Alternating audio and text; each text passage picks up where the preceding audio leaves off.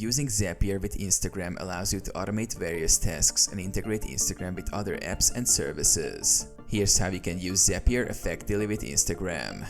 Create a Zap. Log into Zapier and click on Make a Zap to start creating a new automation. Choose Instagram as the trigger app. Select Instagram from the list of available apps as your trigger app. You will need to connect your Instagram account to Zapier and grant necessary permissions. Set up trigger events. Choose a trigger event such as new posts, new followers, or mentions on Instagram. Zapier will monitor these events to initiate your automation. Connect Action app.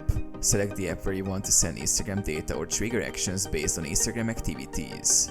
This could be your CRM, email marketing platform, Google Sheets, or any other supported app. Map data fields. Map the data fields from Instagram to corresponding fields in your chosen action app.